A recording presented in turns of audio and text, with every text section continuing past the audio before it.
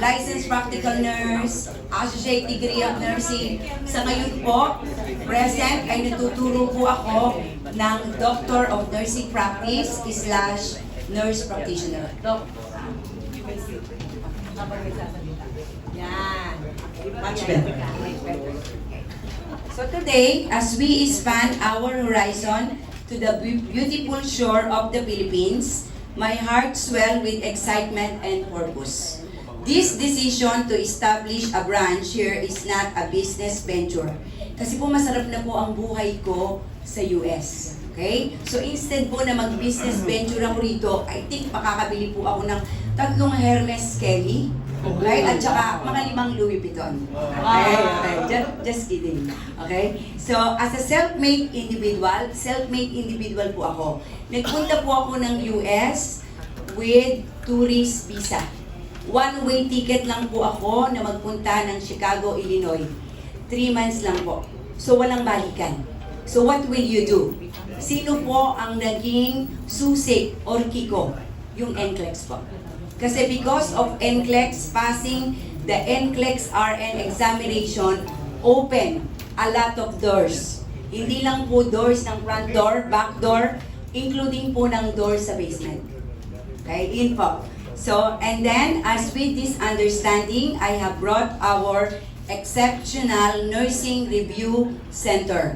Ayoko pong sabihin na stand out po kami. Kasi po, I consider myself as what? Ito pong ginagawa ko ay mission. Sabi ko nga po sa inyo, makakabili po ako ng 5 Louis Vuitton. Makakabili po ako ng BMW. Makakabili po ako ng yung favorite ko pong, yung pangarap ko pong Hermes Kelly bag. Okay? Pero po, I think ito po ay consider as mission. Okay? Bakit mission? Para po matulungan ko naman ang Filipino community. Because I do believe that the measure of success is what? Not because of mayaman ka, may mansion ka. Ang measure ng success are you can able to share your what? Your blessing to others. Hindi lang po material, kundi po ang wisdom. Yung guidance po sa mga kabataan. Kasi po ayoko pong mag-measure ng relationship because of material. Okay, matanda na po ako, 44 years old. Pero sabi po ng mga student ko sa US, para lang po akong 24. Thank you po. Thank you po. Thank you very much, right? And then, why? Stress-free po. Okay, stress lang. Okay, ngiti lang po at positive energy. Every day, meron po tayong agenda sa buhay. Every day, whether you like it or not, may challenges po tayo.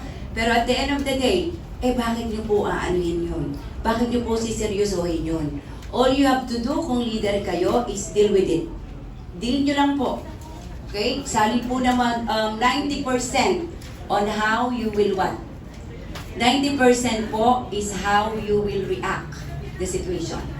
Kung mga simpleng bagay, nag-react ka na ng sobrang-sobra, ay wala ka na for that day. So, positive energy po. Yun lang po ang mai-impart ko sa lahat po rito, sa mga aspiring nurses, not only nurses, sa mga kabataan pong Pinoy.